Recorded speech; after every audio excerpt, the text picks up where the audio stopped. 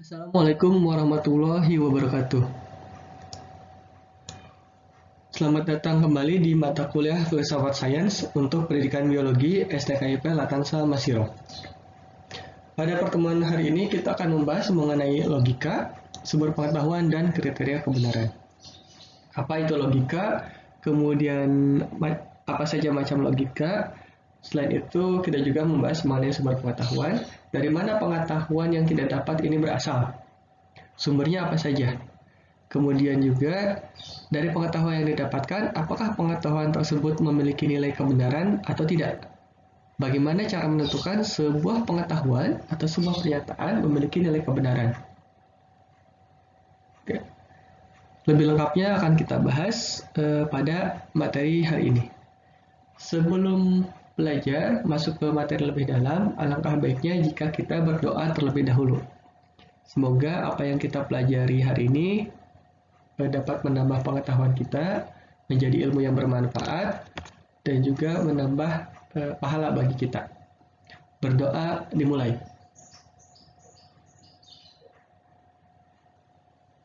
Selesai. Beri salamnya dalam hati saja ya. Sebelum masuk ke materi, ada cerita terlebih dahulu. Nah, cerita ini mengisahkan tentang seorang peneliti yang ingin mengetahui apa penyebab seseorang bisa mabuk atau bisa teler.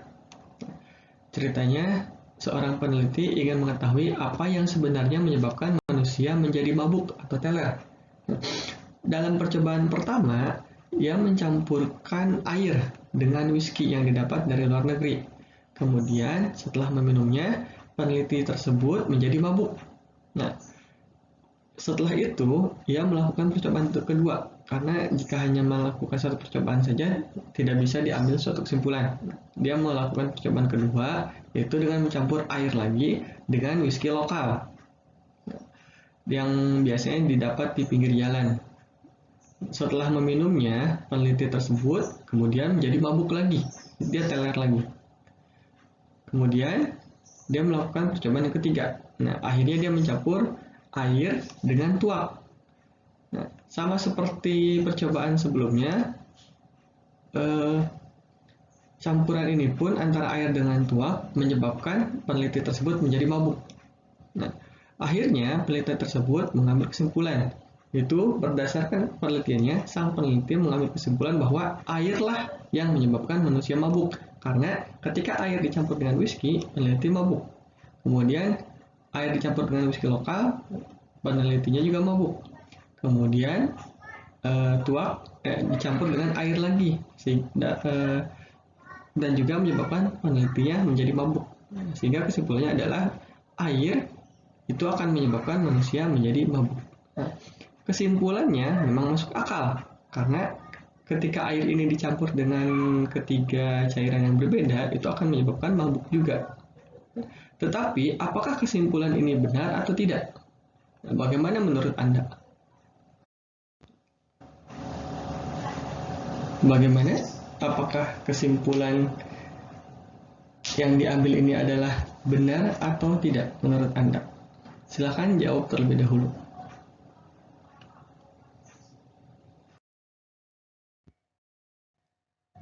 Untuk menjawab pertanyaan yang tadi, nah kita akan mempelajari materi-materi ini terlebih dahulu, sehingga kita bisa menjawab pertanyaan yang disampaikan tadi. Yang pertama, kita akan membahas mengenai logika. Ketika kita berbicara tentang logika, kita tidak akan terlepas dari yang namanya penalaran. Nah, apa itu penalaran? Di materi sebelumnya kan kita sudah membahas penalaran itu apa. Namun kita sedikit mengulang saja untuk mengingat. Nah, penalaran di sini merupakan sebuah proses berpikir yang membuahkan pengetahuan. Agar pengetahuan yang dihasilkan dari proses penalaran tersebut memiliki dasar kebenaran, maka proses berpikir tersebut harus dilakukan dengan cara tertentu, sehingga nantinya dapat ditarik suatu kesimpulan yang dianggap sahih atau dianggap valid. Jika proses penarikan kesimpulan tersebut dilakukan menurut cara tertentu tersebut. Jadi kalau misalnya tidak dilakukan menurut cara tertentu yang memang metodenya dianggap tepat, maka hasil dari penalaran tersebut, pengetahuan yang didapat dari proses penalaran ini itu tidak akan memiliki nilai kebenaran. Tetapi jika pengetahuan yang didapat melalui proses penalaran dan dilakukan dengan metode yang memang dianggap sahih, dianggap benar, maka kesimpulan yang didapat dari proses penalaran tersebut akan dianggap valid, akan dianggap sahih, dan memiliki nilai kebenaran.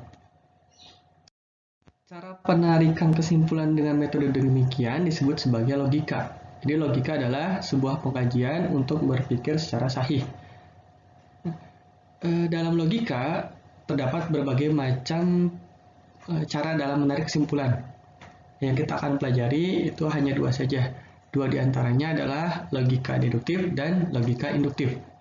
Untuk logika induktif, ini erat kaitannya dengan penarikan kesimpulan berdasarkan kasus-kasus atau pernyataan-pernyataan yang sifatnya individual menjadi kesimpulan yang sifatnya umum. Jadi untuk logika induktif ini erat kaitannya dimulai dari suatu pernyataan yang sifatnya khusus, kemudian dirangkum menjadi sebuah kesimpulan atau ditarik menjadi kesimpulan yang sifatnya umum. Nah, sedangkan untuk logika deduktif ini sifatnya berkebalikan dengan logika induktif, di mana kesimpulan yang diambil adalah yang sifatnya khusus atau individual. Kalau logika induktif dari pernyataan yang umum, kemudian dari pernyataan yang sifatnya khusus, kemudian dirangkum menjadi kesimpulan yang sifatnya umum. Kalau untuk logika deduktif itu dari pernyataan yang sifatnya umum, kemudian kita analisis menjadi pernyataan-pernyataan yang sifatnya khusus. Nah, kesimpulannya itu diambil dari pernyataan yang bersifat khusus ini.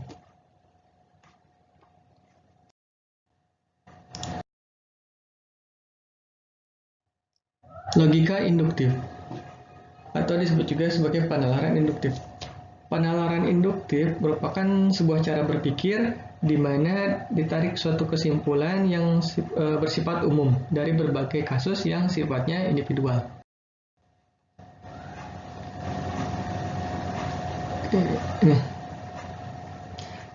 Penalaran induktif merupakan cara berpikir yang mengemukakan pernyataan-pernyataan yang mempunyai ruang lingkup khas dan terbatas dalam menyusun argumentasi. Kemudian, nantinya akan diakhiri dengan pernyataan yang bersifat umum. Contohnya bisa kita ambil gini, dari pernyataan-pernyataan yang bersifatnya individual, bersifat khas, kemudian nanti diakhiri dengan membuat kesimpulan yang sifatnya umum. Contohnya, kambing memiliki mata, kerbau memiliki mata, kemudian ayam memiliki mata, gajah memiliki mata, dan juga berbagai binatang yang lainnya.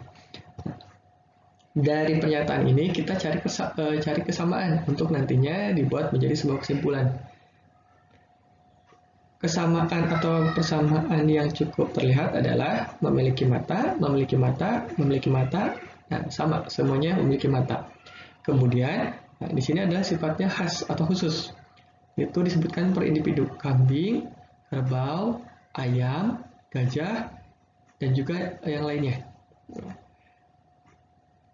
Ini memang berbeda, tetapi dapat kita ambil sifat yang samanya apa? Sifat yang samanya atau kita golongkan ke dalam suatu kelompok yang memang sifatnya adalah umum, di mana memiliki kesamaan. Kambing, kerbau, ayam itu kan termasuk ke dalam hewan, atau bisa kita katakan bahwa termasuk ke dalam binatang. Nah, sehingga dapat diambil kesimpulannya adalah karena kesemuanya binatang dan memiliki mata, kesimpulan yang diambil yaitu semua binatang memiliki mata. Nah, ini untuk contoh pengambilan kesimpulan berdasarkan penalaran induktif. Dari penalaran induktif ini memiliki keuntungan. Jadi kesimpulan yang diambil berdasarkan penalaran induktif ini kan bersifat umum dan ternyata memiliki beberapa keuntungan. Keuntungan dari penggunaan penalaran induktif yang pertama adalah bersifat ekonomis atau simple.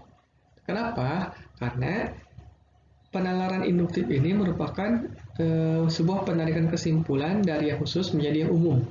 Jadi dirangkum menjadi sebuah kesimpulan yang sifatnya umum. Jadi sangat yang memiliki sifat luas. Nah, pertama, yaitu bersifat ekonomis, karena dari kehidupan yang beraneka ragam ini, yang terdiri dari berbagai macam corak dan berbagai macam segi, itu nantinya dapat direduksi menjadi beberapa pernyataan yang sifatnya umum. Kemudian, contohnya apa? Ternyata pengetahuan yang kita dapatkan saat ini itu bukanlah merupakan koleksi dari semua fakta yang ada. Jadi bukan kumpulan secara detail pengetahuan-pengetahuan yang ditemukan oleh ilmuwan-ilmuwan sebelumnya. Melainkan pengetahuan yang kita dapatkan itu adalah esensi atau intisari dari pengetahuan-pengetahuan yang disusun atau yang ditemukan oleh ilmuwan-ilmuwan terdahulu. Contohnya apa? Misalnya seperti ini. Dalam prinsip Mendel, kita kan tidak mempelajari secara detail bagaimana prosesnya, bagaimana Mendel mendapatkan kacang ercisnya, cara menanam, kemudian hari pertama seperti apa, hari kedua seperti apa, pengalaman perharinya, dan seterusnya. Itu kan tidak, tetapi kita hanya mempelajari esensi atau prinsip yang didapatkan dari Mendel tersebut. Kemudian contoh yang lainnya, kalau misalnya dalam fisika itu ada tentang misalnya termodinamika, nah itu kan hanya intisarinya saja. Kemudian teori gravitasi, nah itu kan hanya esensi saja. Yang kedua, keuntungan yang kedua dari penalaran induktif ini adalah memungkinkan proses penalaran berikutnya. Nah, proses penalaran berikutnya ini dapat dilakukan baik secara deduktif maupun secara induktif. Jadi keuntungan yang lainnya dalam penalaran induktif ini adalah memungkinkan proses penalaran berikutnya baik secara deduktif maupun secara induktif. Contohnya seperti ini. Jika kita meneruskan hasil dari penalaran induktif yang kita contohkan tadi ke dalam penalaran yang sifatnya induktif juga. Kesimpulan yang kita ambil dari pernyataan sebelumnya adalah semua binatang memiliki mata. Kemudian kita gunakan untuk melanjutkan ke proses penalaran yang sifatnya induktif juga. Semua binatang memiliki mata. Kesimpulan sebelumnya. Kemudian kita proses ke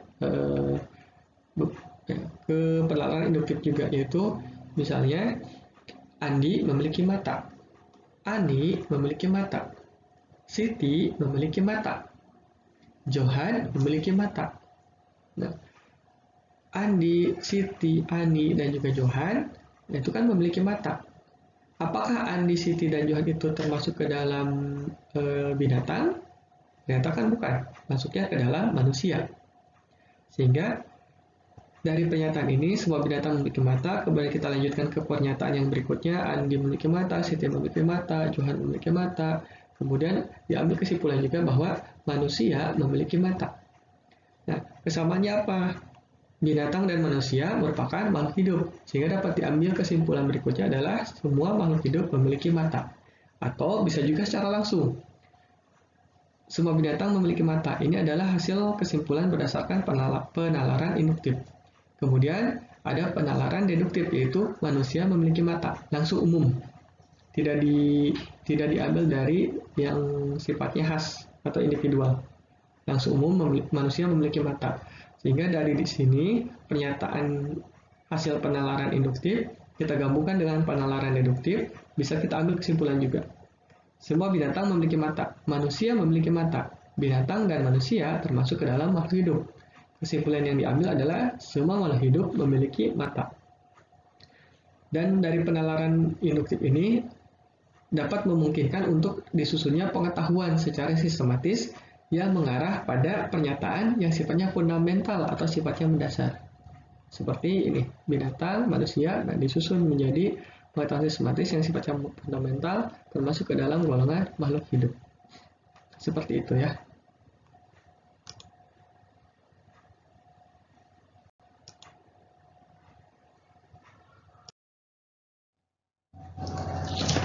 Logika selanjutnya adalah logika deduktif. Logika deduktif merupakan sebuah kegiatan berpikir di mana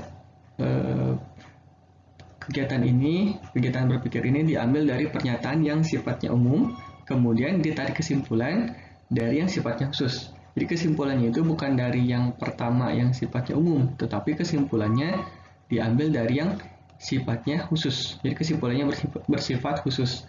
Kalau yang induktif, kesimpulannya bersifat umum. Kalau untuk deduktif, kesimpulannya bersifat khusus. Penarikan kesimpulan dengan menggunakan logika deduktif itu biasanya mempergunakan pola berpikir yang dinamakan silogismus. Nah, silogismus merupakan suatu pernyataan yang tersusun dari dua pernyataan. Itu ada premis mayor dan premis minor. Jadi ada dua pernyataan. Yang pertama adalah premis mayor, kemudian yang keduanya disebut sebagai premis minor. Kemudian dari kedua premis tersebut dapat diambil sebuah kesimpulan. Nah, berdasarkan premis tadi. Itu adalah pola berpikir dari silogismus. Contohnya seperti apa? Kita lihat seperti ini contohnya untuk pola berpikir silogismus yang khas dari logika deduktif. Contohnya, semua makhluk hidup memiliki mata. Ini adalah sifatnya umum, dari umum. Kemudian sifatnya adalah atau bisa dikatakan sebagai premis mayor. Nah, dari yang umum ini kita jabarkan menjadi yang sifatnya khusus atau yang khas. Si Johan adalah makhluk hidup. Nah, contohnya ya, ada yang namanya Johan di kelas ini. Kita ulangi dari premis mayor, semua makhluk hidup memiliki mata, umum kan, premis mayor. Kemudian premis minornya, si Johan adalah seorang makhluk hidup. Nah, kesimpulannya adalah dilihat dari kesamaan ini. Johan adalah makhluk hidup. Nah, ini kan khusus. Kemudian yang mayornya, yang umumnya, semua makhluk hidup. Jika Johan termasuk ke dalam makhluk hidup, maka Johan sudah pasti memiliki mata. Sehingga kesimpulan yang diambil adalah si Johan memiliki mata. Nah, sampai sini bisa dipahami? Kalau belum paham, Anda ulang-ulang saja ya. Jadi bisa Anda katakan sendiri atau mendengar rekaman saya. Ya, silakan ulangi saja rekaman saya, Anda dengarkan ya sampai Anda bosan. Saya ulangi ya. Semua makhluk hidup memiliki mata, premis mayor. Si Johan adalah seorang makhluk hidup, premis minor. Jika Johan adalah makhluk hidup, kemudian dari premis mayornya adalah semua makhluk hidup memiliki mata, maka sudah pasti Johan memiliki mata. Oke, diulangi sampai Anda paham. Semua makhluk hidup memiliki mata. Si Johan adalah makhluk hidup. Kesimpulannya, si Johan memiliki mata. Oke, paham ya? Nah, enak-enak Anda mendengar suara saya. Kemudian, apakah kesimpulan ini benar? Untuk mengetahui benar atau tidaknya kesimpulan yang diambil mengenai si Johan memiliki mata, maka dikembalikan lagi kepada kebenaran premis yang mendahuluinya. Itu kita kembalikan pada premis minor ini. Dan juga kembalikan pada premis mayor. Nah, apakah si Johan ini makhluk hidup? Nah, Johan ini makhluk hidup atau bukan? Bisa saja si Johan ini adalah makhluk yang tidak hidup. Jika si Johan ini bukan makhluk hidup, nah entah apa mungkin makhluk apa ini, maka kesimpulannya Johan tidak memiliki mata. Nah, atau jika tetap ditulis Johan memiliki mata, maka pernyataannya atau kesimpulannya itu tidak tepat karena bertentangan dengan premis sebelumnya, di mana si Johan ini haruslah seorang makhluk hidup. Nah, jika kita cross check ulang bahwa kita tanya ke si Johan, Anda tanya misalnya ada Johan, tanya apakah Johan ini makhluk hidup atau bukan? Jika dia makhluk hidup, nah sudah pasti kesimpulannya itu benar, si Johan memiliki mata. Tapi ketika kita cross check Johan ini bukan makhluk hidup, nah kesimpulan yang kita buat si Johan memiliki mata ini akan bernilai salah atau kebenarannya tidak memiliki nilai kebenaran. Atau bisa kita juga cross check ke premis sebelumnya, yaitu premis mayor. Semua makhluk hidup memiliki mata. Apakah benar atau tidak semua makhluk hidup memiliki mata? Jika premis mayornya kurang tepat atau tidak tepat, maka kesimpulan yang diambil juga itu akan menjadi salah. Tepat dari penarikan kesimpulan bergantung pada kebenaran premis mayor dan premis minor serta keabsahan dari pengambilan kesimpulan, yang dimana keabsahan ini didasarkan pada pernyataan pada premis yang sebelumnya, premis mayor dan premis minor. Jika salah satu dari ketiga unsur tersebut persyaratannya tidak terpenuhi, maka kesimpulan yang ditarik itu akan salah.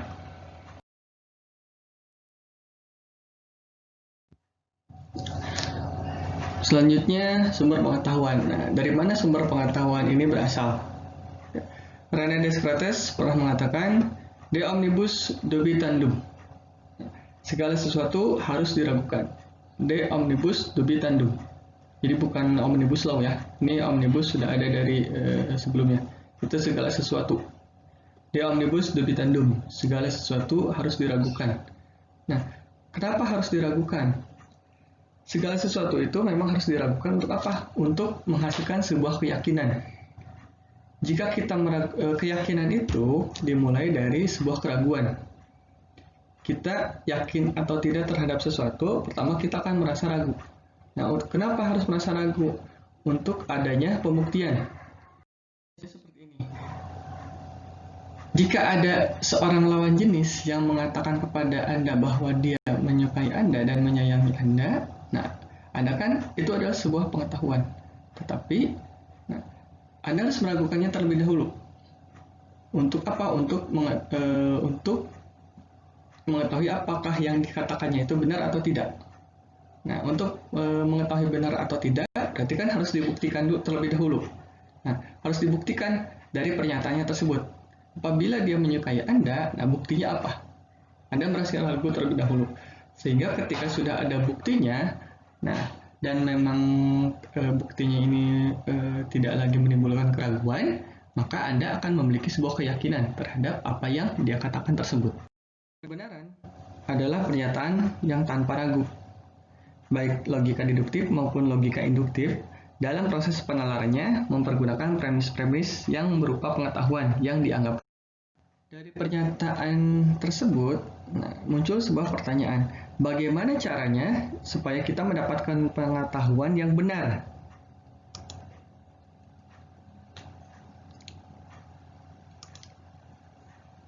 Ada dua hal yang untuk membuktikan atau mendapatkan pengetahuan yang benar. Jadi ada dua hal, sebuah metode untuk mendapatkan pengetahuan yang benar itu. Yang pertama yaitu mendasarkan pada rasio. Biasanya untuk golongan ini atau kaum ini disebut sebagai kaum rasionalis. Yang ciri khasnya pada kaum rasionalis ini, mereka menggunakan metode deduktif untuk mendapatkan pengetahuannya. Untuk membuktikan suatu pernyataan benar atau tidak, nah, metode yang digunakan adalah metode deduktif. Ini erat kaitannya dengan rasionalis. Yang kedua, untuk mengetahui sebuah pengetahuan benar atau tidak, itu berdasarkan pengalaman. Jadi dibuktikan dengan pengalaman, nanti di cross check dengan pernyataan yang diungkapkan sebelumnya. Nah, untuk pengalaman ini biasanya mereka golongannya adalah golongan empirisme atau kaum empirisme. Metode yang digunakan untuk empirisme ini adalah metode induktif.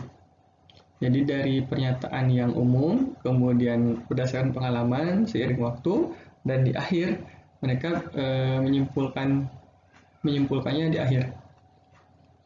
Jadi untuk menentukan benar atau tidaknya sebuah pengetahuan tersebut.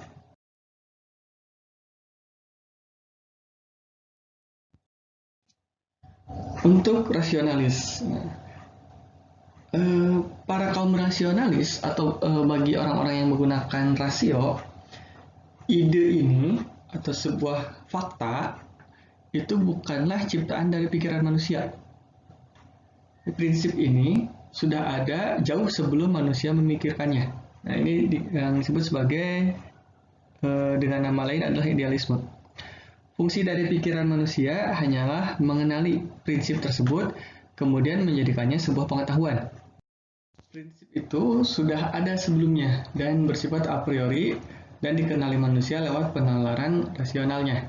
A priori itu adalah pengetahuan yang ada sebelum bertemu dengan pengalaman. Pengalaman yang dialami oleh kita oleh manusia menurut kaum rasionalis itu tidak membuahkan prinsip atau tidak membuahkan pengetahuan, tetapi sebaliknya. Dengan mengetahui prinsip yang didapat lewat penalaran rasional, maka kita dapat mengerti kejadian-kejadian yang berlaku di alam sekitar. Masalah utama yang timbul dari cara berpikir rasionalis atau cara berpikir rasio ini adalah mengenai kriteria untuk mengetahui akan kebenaran dari suatu ide yang menurut seseorang itu adalah jelas dan dapat dipercaya. Masalahnya adalah kriteria untuk mengetahui kebenaran ide. Nah, karena kebenaran menurut A atau gini, menurut si A, apa yang disampaikannya atau prinsip yang dianutnya itu adalah benar. Nah, tetapi belum tentu ketika diungkapkan atau dihadapkan kepada si B. Si B mungkin saja menganggap bahwa prinsip yang dianut oleh si A itu salah.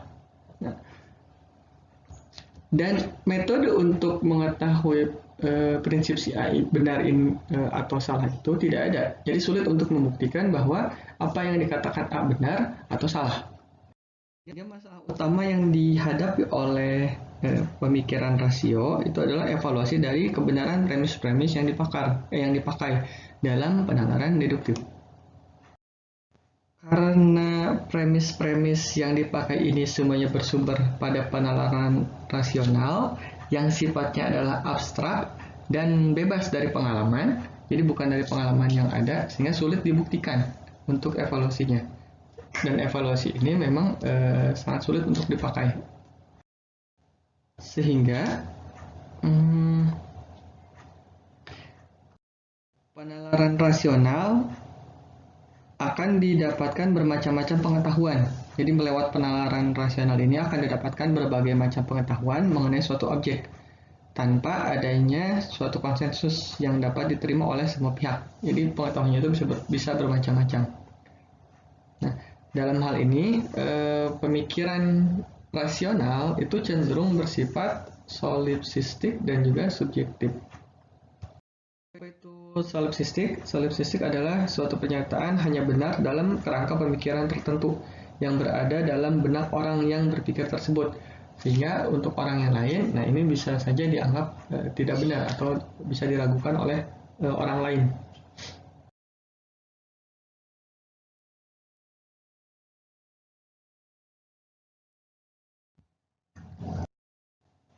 Berbeda dengan kaum rasionalis, untuk kaum empiris, mereka berpendapat bahwa pengetahuan yang didapatkan manusia ini bukan didapatkan lewat penalaran rasional yang abstrak, melainkan lewat pengalaman yang sifatnya konkret, sifatnya nyata. Pengalaman konkret ini didapat dari gejala alam. Nah, gejala alam yang terjadi di sekitar kita kemudian ditangkap oleh panca indera manusia. Nah, ini yang jadi pengalaman tersebut ditangkap oleh indera manusia, kemudian nanti diproses dan dijadikan sebuah pengetahuan. Mengapa gejala alam yang ditangkap oleh panca indera kita bisa menjadi sebuah pengetahuan? Kalau kita kaji lebih dalam, kalau kita pikirkan ulang, ternyata gejala alam yang terjadi ini memiliki sebuah karakteristik.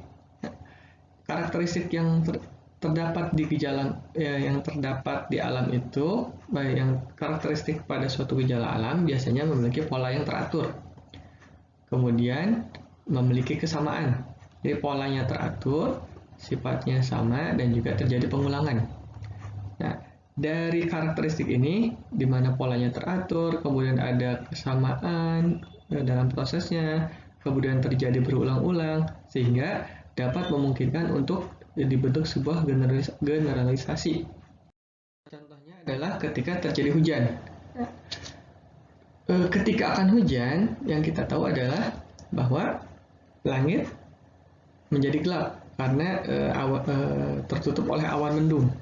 Ini langitnya menjadi gelap, kemudian awannya mendung, muncul awan-awan yang gelap. Setelah itu udara menjadi turun temperaturnya lama-kelamaan, nah baru nanti akan turun hujan. Nah,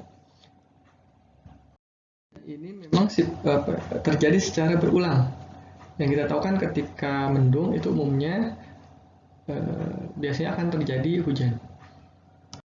Masalah utama yang dihadapi oleh pada kaum empiris yaitu dalam penyusunan pengetahuan secara empiris ini, bahwa pengetahuan yang dikumpulkan cenderung untuk menjadi suatu kumpulan fakta-fakta.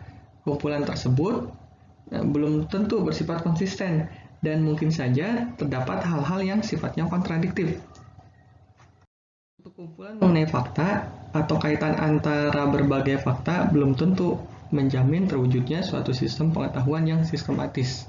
Jadi ketika sesuatu hal itu memiliki kaitan dengan yang lain, belum tentu itu terjadi menjadi sebuah hubungan sebab akibat.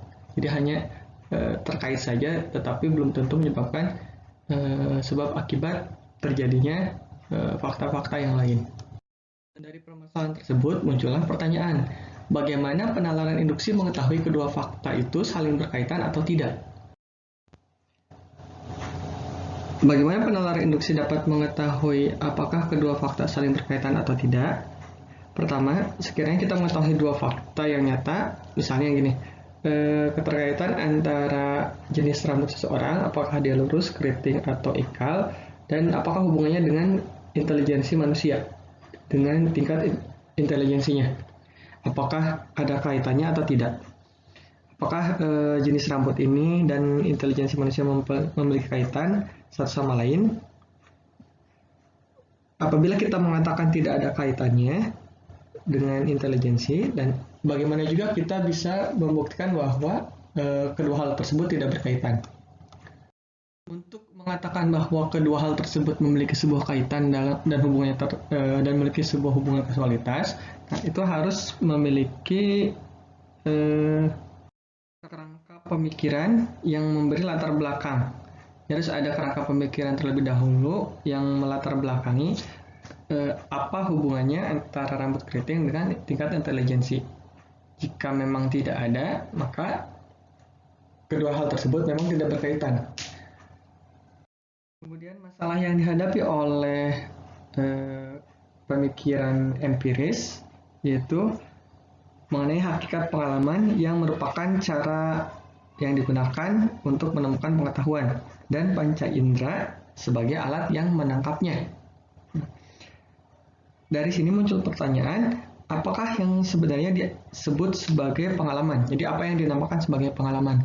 Apakah pengalaman tersebut merupakan stimulus dari panca indera atau sebuah persepsi atau hanya sensasi saja yang dirasakan oleh panca indera? Jadi apa yang disebut sebagai pengalaman itu? Jika kita mendasari atau mendasarkan diri kepada panca indera sebagai alat yang berperan dalam menangkap gejala fisik yang nyata, kemudian muncul lagi pertanyaan, sampai sejauh mana kita dapat mengandalkan panca indera kita? Ternyata sampai saat ini kaum empiris tidak bisa memberikan jawaban yang dapat meyakinkan mengenai hakikat pengalaman itu sendiri. Kemudian mengenai kekurangan panca indera manusia, nah bukan merupakan sesuatu hal yang baru. Panca indera pada manusia itu memiliki kemampuan yang sangat terbatas. Dan lebih penting lagi, panca indera kita, panca indera manusia itu memang sangat umum dan sangat biasa dalam melakukan kesalahan. Contohnya, ketika dalam kehidupan sehari-hari, itu ketika kita melihat sebuah tongkat yang lurus, itu menjadi bengkok ketika kita masukkan ke dalam air. Tongkat yang lurus menjadi bengkok tersebut memang kan terjadi karena adanya pembiasan cahaya. Dan itu menjadi sebuah keterbatasan dari panca indera manusia. Dan memang sangat mungkin untuk terjadinya kesalahan.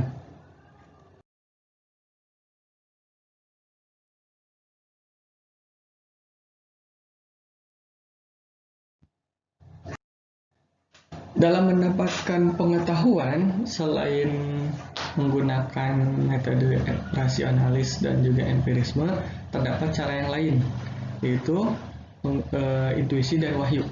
Nah, ternyata intuisi dan wahyu juga merupakan salah satu cara untuk mendapatkan pengetahuan. Intuisi itu adalah pengetahuan yang didapat tanpa proses penalaran tertentu. Contoh dari intuisi seperti ini, misalnya seseorang yang sedang terpusat pemikirannya, jadi sedang konsentrasi pada suatu masalah, tiba-tiba saja menemukan sebuah jawaban atas permasalahan tersebut, tanpa melalui proses berpikir yang rumit, tanpa melalui proses berpikir yang berliku-liku. Tiba-tiba saja dia sudah mendapatkan jawaban sendiri atas permasalahan yang dihadapinya. Intuisi ini bisa juga bekerja dalam keadaan yang sepenuhnya tidak sadar. Jadi tanpa kita sadari, tiba-tiba muncul saja sebuah jawaban terhadap masalah yang sedang kita hadapi. Bisa juga seperti ini. Ketika sedang menghadapi masalah yang kita sedang memikirkan suatu masalah, kemudian kita tunda dulu untuk memikirkan masalah tersebut karena menghadapi sebuah jalan buntu.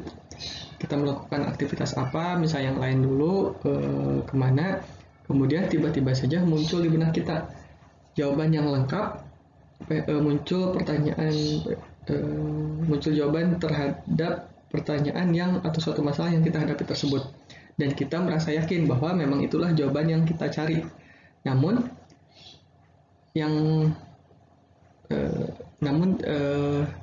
kita tidak bisa menjelaskan bagaimana caranya supaya kita bisa mendapatkan jawaban tersebut. Jadi tiba-tiba ada saja ketika kita misalnya menghadapi suatu permasalahan, kemudian menghadapi jalan buntu, kita misalnya melakukan aktivitas yang lain dulu, tiba-tiba muncul jawaban tersebut. Dan mungkin biasanya ini pernah kita alami ketika Anda sedang nongkrong. Misalkan Anda sedang mengerjakan tugas atau misalnya ada suatu permasalahan, kemudian Anda nongkrong dulu. Nongkrong, ya tahulah nongkrongnya di mana gitu. Sedang merenung, tiba-tiba muncul sebuah jawaban atas permasalahan yang Anda hadapi tadi. Itu adalah atau bisa juga dikatakan sebagai sebuah intuisi. Intuisi sifatnya adalah personal, tidak bisa diramalkan. Dan sebagai dasar untuk menyusun pengetahuan secara teratur, intuisi ini tidak bisa diandalkan. Karena memang intuisi ini sifatnya tidak teratur, tidak sistematis, sehingga sangat sulit untuk dijadikan sebagai dasar pengetahuan. Pengetahuan intuitif dapat digunakan sebagai hipotesis bagi analisis selanjutnya. Jadi dari intuisi ini, setiap pernyataan yang didapatkan hasil dari intuisi itu dapat digunakan sebagai sebuah hipotesis yang nantinya akan dianalisis selanjutnya dalam menentukan benar atau tidaknya pernyataan yang dikemukakan berdasarkan intuisi tersebut. Kegiatan intuitif dan analitik itu bisa bekerja bersama, jadi bisa saling bekerja sama membantu dalam menemukan sebuah kebenaran. Bagi Maslow, intuisi ini merupakan sebuah pengalaman puncak, dan bagi Nietzsche, dia berpendapat bahwa intuisi adalah intelijensi yang paling tinggi, di mana tanpa berpikir yang cukup rumit, tiba-tiba muncul saja sebuah jawaban atas permasalahan yang sedang kita hadapi. Dan yang selanjutnya adalah wahyu. Wahyu juga merupakan sebuah sumber pengetahuan, di mana wahyu ini adalah pengetahuan yang disampaikan Tuhan kepada manusia, namun tidak langsung sembarangan kepada manusia. Jadi tidak langsung dari Tuhan ke manusia, melainkan disampaikan terlebih dahulu lewat nabi-nabi yang diutusnya. Baru nanti melalui nabi-nabi ini disampaikan kepada kita selaku manusia. Agama merupakan sebuah pengetahuan yang bukan saja mengenai kehidupan yang terjadi sekarang, yang terjangkau oleh pengalaman kita. Namun agama juga mencakup sebuah masalah-masalah atau berbagai macam masalah yang sifatnya transendental, seperti latar belakang penciptaan manusia dan juga hari akhir dan juga hari kemudian di akhirat nanti. Pengetahuan ini didasarkan pada kepercayaan kepercayaan akan hal-hal yang gaib yang tidak terlihat atau yang sifatnya supernatural. Kepercayaan kepada Tuhan yang merupakan sumber pengetahuan kemudian kepercayaan kepada Nabi sebagai perantara, dan kepercayaan terhadap wahyu sebagai cara penyampaian merupakan dasar dari penyusunan akan pengetahuan ini. Kepercayaan merupakan titik tolak dalam agama. Suatu pernyataan harus dipercaya terlebih dahulu untuk dapat diterima. Pernyataan ini bisa saja selanjutnya dikaji dengan menggunakan metode yang lain, sehingga secara rasional bisa dikaji, misalnya umpamanya, apakah pernyataan-pernyataan yang terkandung di dalam wahyu tersebut bersifat konsisten atau tidak. Di lain pihak, bisa juga dengan menggunakan metode empiris, atau pernyataan tersebut dikaji secara empiris dengan mengumpulkan fakta-fakta yang mendukung pernyataan tersebut. Nah, jadi apakah wahyu yang disampaikan itu secara empiris dapat dibuktikan atau tidak. Singkat, agama itu dimulai dengan rasa percaya. Kemudian lewat pengkajian selanjutnya, apakah melalui rasional maupun empiris, nah kepercayaan terhadap agama itu bisa meningkat atau juga bisa menurun.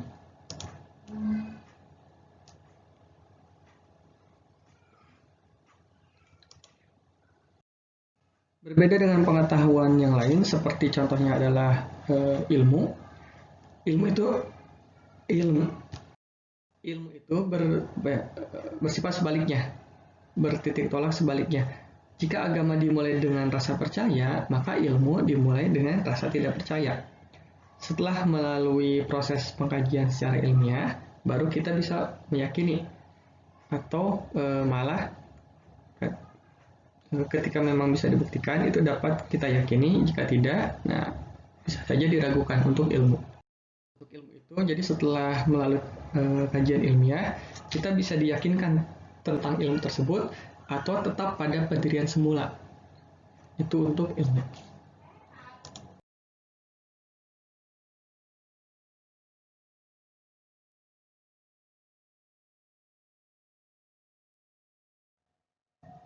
Bagaimana suatu pernyataan memiliki nilai kebenaran, atau bagaimana kriteria suatu kebenaran itu?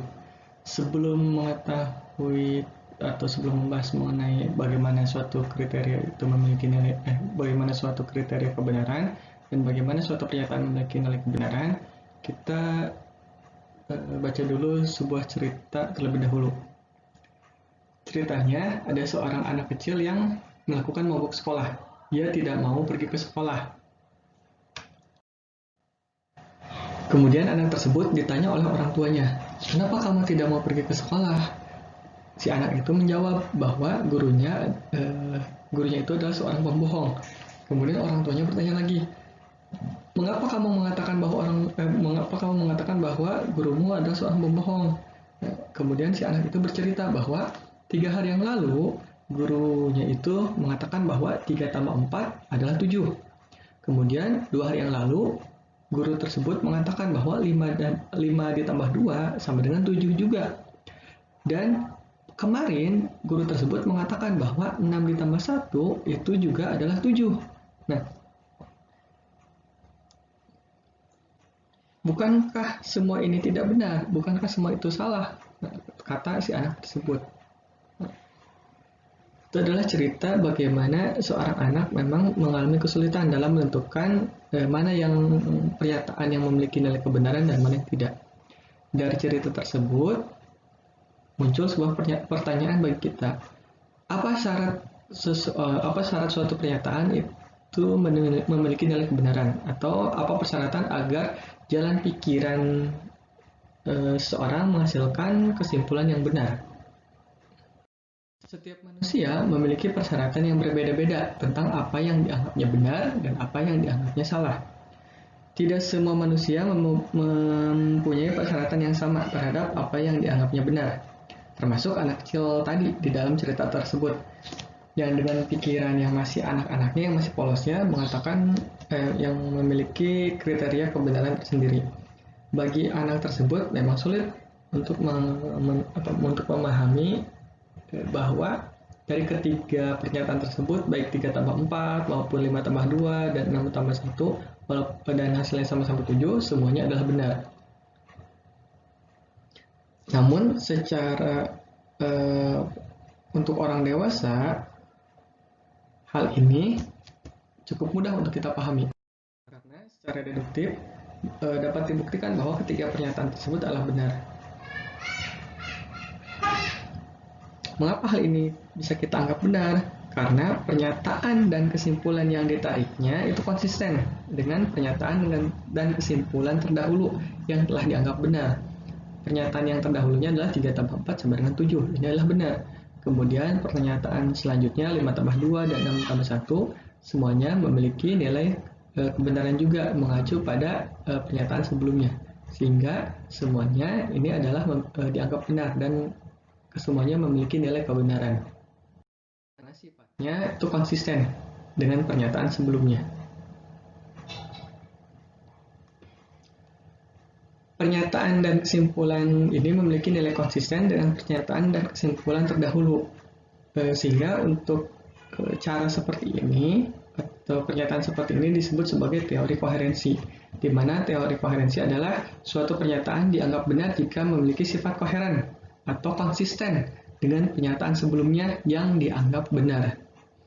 Jadi ketika kita membandingkan pernyataan yang ada dengan pernyataan yang sebelumnya dan ketika pernyataan tersebut memiliki nilai kebenaran dan sesuai konsisten kebenarannya dengan pernyataan sebelumnya yang telah dianggap benar, maka itu adalah teori koherensi. Jadi kita bisa menentukan suatu pernyataan itu bersifat benar atau tidak jika pernyataan tersebut memiliki nilai koheren atau memiliki konsisten dengan pernyataan sebelumnya yang telah dianggap benar.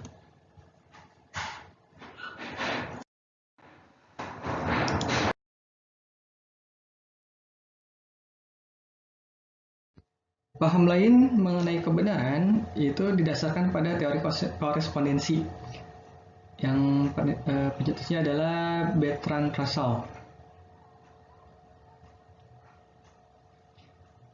Bagi penganut teori korespondensi, suatu pernyataan memiliki nilai kebenaran jika materi pengetahuan tersebut yang dikandungnya berkorespondensi atau berhubungan dengan objek yang dituju oleh pernyataan tersebut. Ini untuk teori korespondensi, yaitu jika suatu pernyataan dianggap benar jika materi pengetahuannya yang dikandungnya itu berkorespondensi atau berhubungan dengan objek yang dituju oleh pernyataan tersebut. Contohnya kita bisa ambil seperti ini. Ibu kota Indonesia adalah Jakarta. Pernyataan tersebut benar atau salah? Kita cek objek yang ditujunya. Pernyataannya adalah ibu kota Indonesia adalah Jakarta. Nah, objek yang ditujunya adalah Jakarta. Secara faktual, Jakarta masih ibu kota dari Indonesia. Jadi, karena berhubungan, maka pernyataan sebelumnya itu adalah betul atau memiliki nilai kebenaran. Lain halnya ketika seseorang mengatakan bahwa ibu kota Indonesia adalah Bandung. Nah, kita cek objek yang ditujunya, yaitu Bandung. Bandung adalah ibu kota provinsi dari Jawa Barat, bukan ibu kota dari negara Indonesia. Sehingga pernyataan yang sebelumnya, yaitu Bandung adalah ibu kota Indonesia adalah Bandung, itu tidak memiliki nilai kebenaran atau pernyataannya dianggap salah. Kedua teori kebenaran, yaitu teori koherensi dan teori korespondensi, kedua-duanya digunakan dalam cara berpikir ilmiah.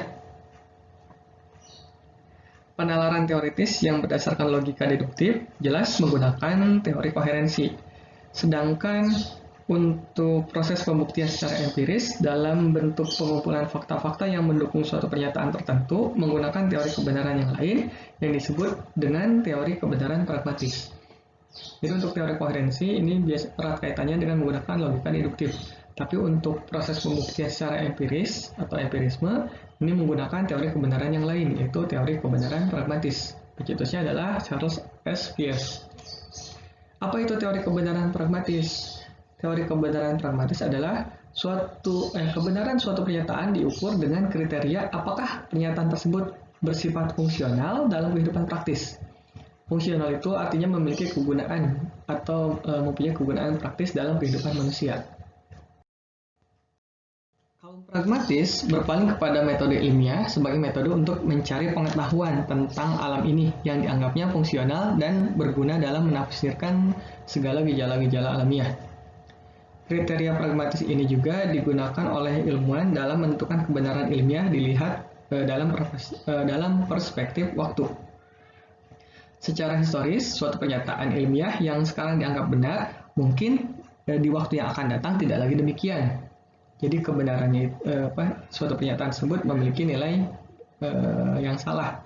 Yang awalnya suatu pernyataan memiliki nilai kebenaran, tetapi seiring berjalannya waktu, nah ini bisa nilai kebenarannya bisa hilang dengan adanya teori-teori yang baru yang memang lebih akurat. Selama pernyataan itu fungsional dan memiliki kegunaan, maka pernyataan itu dianggap benar. Kemudian jika pernyataan itu tidak lagi bersifat demikian, karena adanya perkembangan ilmu itu sendiri yang menghasilkan pernyataan baru, maka pernyataan yang sebelumnya itu nanti akan ditinggalkan. Ini memang wajar karena di dalam ilmu pengetahuan sifatnya adalah tentatif. Artinya apa? Tentatif itu dapat berubah-ubah seiring dengan adanya perkembangan zaman. Jika ada teori yang memang lebih mutakhir, nah itu akan menjadi teori baru yang dianggap memiliki nilai kebenaran yang baru. Tapi untuk kemudian untuk teori yang sebelumnya, nah teori tersebut nantinya akan ditinggalkan.